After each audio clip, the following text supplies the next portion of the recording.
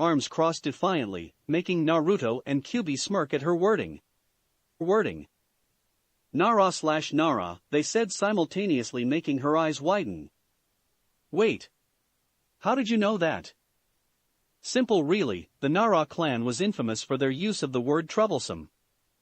That and your eyes have a calculative glance, studying my every move, word, and expression. So why ask when you already knew? She asked in slight irritation. I didn't know completely. So I wanted you to confirm it for me. Anyway, we should probably get out of here. This place is depressing, Naruto said with pitying eyes as he gazed at the ruins. He placed a hand on her shoulder and said, brace yourself, Mai. I'll talk to you soon, Kurama. I'll be waiting. Ember Island. Mai opened her eyes to the reddish glow of the hidden cavern where she found the sealed blonde and noticed that said man was stretching his stiff limbs. Geez, nearly 5,000 years of staying still really does a number on your body. He said as he popped multiple joints, making Mai cringe slightly. So, where are we anyway? We're in a cave on Ember Island of the Fire Nation. It's supposed to be some super island resort, she said before rolling her eyes. Personally, I find this place more troublesome than home. At least at home I have stuff to do. Naruto raised a brow and asked, not one for vacations, huh? TSK, this isn't a vacation. This is just our parents getting us out of their hair, while they get important business done. Ah, that reminds me of the times when he began before stopping abruptly. When what? Mai asked before she noticed him shake his head as if trying to forget something. Never mind. It's nothing, he said before making his way out of the cave with Mai right behind him. As soon as they made it out, Naruto took in a large breath of the sea air with a content smile on his face. I forgot how much I missed the smell of the sea. It reminds me of home. Mai said nothing and just began walking back to the main beach. She heard Naruto's footsteps behind her and asked, why are you following me? Naruto gave her a deadpan look and replied, you really expect me to go out into the world with little to no knowledge on how it works, who's in charge, or what's happening? You unsealed me, so I need you to help me. You want me to help you? Why should I help a troublesome person like you? I could tell you about your ancestors and how they were good people. I sense a lingering power within you, Mai, and I could help you draw it out. What makes you think I want to let out this hidden power anyway? I know it interests you, just like I know how you feel like you have to be a perfect daughter for your parents due to your father's standing. I also know that you envy people who actually have the freedom to express themselves while you don't have that privilege in your eyes. Mai gasped in shock at his words and the truth behind them. How do you know so much about me? Years before I sealed myself away, I gained empathic abilities, the ability to sense the emotions in people. When I mentioned your ancestors, I felt intrigue coming from you. When I mentioned your status as a perfect child, I felt some sadness and a little self-loathing. And when I'm mentioning your envy for others, I felt it pour from you in waves. Mai averted her gaze from his piercing blue eye. She couldn't deny that what he said was true, and it irritated her how easily he saw right through her bored facade. Even her parents couldn't see it, not that they really paid much attention to her in the first place.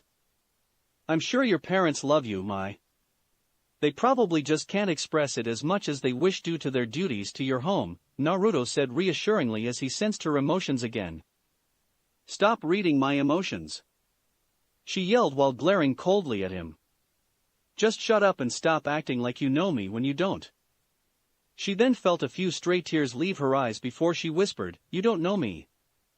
Naruto sighed at her outburst, but he knew that she had shown who she really was in that moment.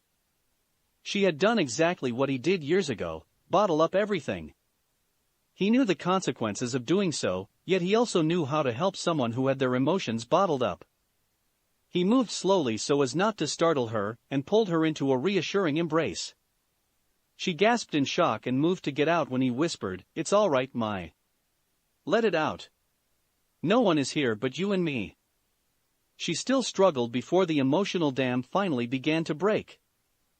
Slowly her struggling turned to shaking sobs, before she clutched the blonde holding her and released her held-back tears. She let out everything while Naruto whispered reassuring words to her and held her close. It reminded him of when Anko did the same for him when he was a child, begging to know the reason why the villagers scorned him. Anko had been there for him and comforted him, earning herself a place among his precious people. After some time, Mai finally calmed down enough to let go of Naruto. Thanks for that, she said nervously. He gave a small smile and replied, "Don't worry about it. I was out of line by blatantly reading your emotions. I apologize." He noticed her nod silently and waited for her to speak. She was quiet for some time before finally saying, "So, you'll tell me about the Nara if I tell you about the world today. That's what you're saying, right?" Naruto smirked and replied, "I'll do you one better." "What do you mean by better?" Keeping his smirk, Naruto said, "Should you uphold your end of the deal and tell me everything I need to know of the world in this time, I'll teach you, not just about your clan, but I'll teach you how to utilize your hidden potential." "And how would I be using that?" "If you choose to accept, I'll teach you how to use chakra and the ways of the shinobi, the warriors of the shadows that lived in my time." Mai's eyes widened in shock at the offer the man presented to her. During the lessons on ancient history at the Fire Nation Academy, they learned of the seemingly godlike feats that shinobi were capable of in the past. The ability to use the elements in ways benders could only dream of, the ability to summon creatures of various shapes and sizes, the power to take down hundreds of foes with ease, and so much more. It was quite an offer, but there had to be a catch. "All right, what more do you want besides information on the world?" "Teaching me the ways of the shinobi and about my clan seems a little too good to be true for some simple information you can find in a library." Naruto chuckled at her analytical mind. She really was a Nara, through and through. "How astute of you, Mai." "Yes, there is something else I would like." "And that would be?" "If I am to teach you the shinobi arts, then you won't just be my student, you'll be my apprentice who I will pass on some of my skills onto. I will need you to support me should the people of your nation see me as a threat or an enemy, and I will also expect you to not hide your true self during our lessons. No masking or holding back your emotions. If you're angry, upset, or unsure of something, then I will expect you to not keep it to yourself, and let me know so that I could try to help you. Do you understand?" he asked with a serious expression. Mai didn't answer immediately and turned her gaze to the horizon. She thought over his offer silently while Naruto mentally praised the girl for not rushing into something she knew nothing of. After what felt like 10 minutes, she turned her gaze back to him and asked, "Could I have time to think about it?" "I'll still tell you what you want to know and vouch for you, but I'm not sure about the whole learning the shinobi arts yet." Naruto nodded while giving her a small smile. "Of course, in fact, I'm glad you want some time to think about it. If you just rushed into it, I would have called you out on it." Mai nodded at that and began heading back to her friends. "Thanks. Now, we'd better get back or else Tai Li will over-dramatize her worry of where I went off to," she said with a sigh, while Naruto chuckled at her expression. "Sounds like this Tai Li is a good friend." "A little worrisome, but a good friend all the same," he commented while following her. "With Azula and Tai Li. Where is she?" "She usually isn't gone this long," commented a worried Tai Li while Azula rolled her eyes. "Will you relax? Mai can handle herself, and besides, there isn't anything dangerous on this island." "Easy for you to say, Azula. I heard rumors that there's a cave on this island that releases an aura of power and fear that keeps people at bay." She then gasped and cried out, "Oh no! What if Mai found the cave and was taken by some monster?" Azula sighed at her over-imaginative friend and just stayed silent. That rumor Tai Li mentioned lingered in her mind. An aura of power and fear. If father knew of this, he would probably search for the source, assuming this rumor has any merit. She was brought out of her thoughts when Tai Li cried out, "I see her. She's coming over." She then gained a confused look and finished, "And there's some guy with golden hair walking with her." Azula turned her gaze to where Ty Lee was pointing and saw that she was right. Walking beside Mai was a tall man with strange clothing and an even stranger hair color that reached his waist and covered his right eye. She had never heard of anyone who had golden hair before, so she was intrigued. Plus, the way he carried himself was that of an experienced warrior that seemed to hold no equal. Just the sight of this mysterious man interested her, and seeing him walking and conversing with Mai deepened her interest. Once the two reached Azula and Ty Lee, Mai offered a lazy wave and greeted, "Hey, sorry for taking so long. I got distracted by something, mind-blowing." Ty Lee smiled and merely hugged her friend. "That's all right. I'm just glad you're okay, I was so worried." My sweat dropped before deadpanning, "I didn't even leave the island." Naruto chuckled at the scene before he felt Azula's interested gaze, and met her amber eyes with his azure one.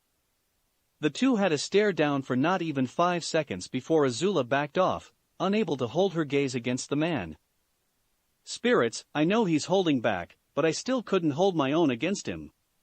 And we just looked into each other's eyes. "Who is this man?" There's something about this girl that feels familiar, but I can't put my finger on it." "So Mai, who's your friend?" Ty Lee asked.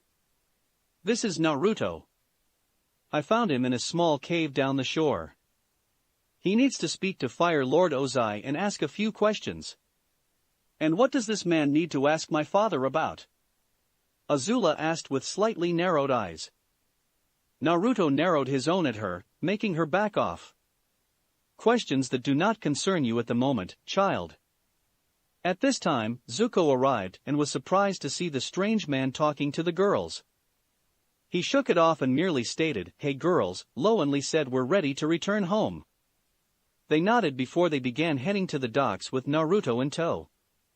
Azula couldn't stop sneaking curious glances at the whiskered blonde while Zuko decided to introduce himself. "Nice to meet you, I'm Prince Zuko of the Fire Nation."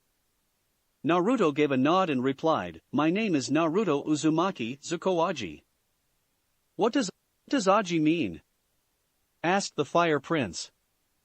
"In the current time, it roughly translates to prince. I merely utilize the language of a dead time sometimes in my speech." "That's so cool," Ty Lee said in awe. "How do you know an old language?" Naruto chuckled and replied, "Perhaps I'll tell you how I know later. For now, let's just get to the ship."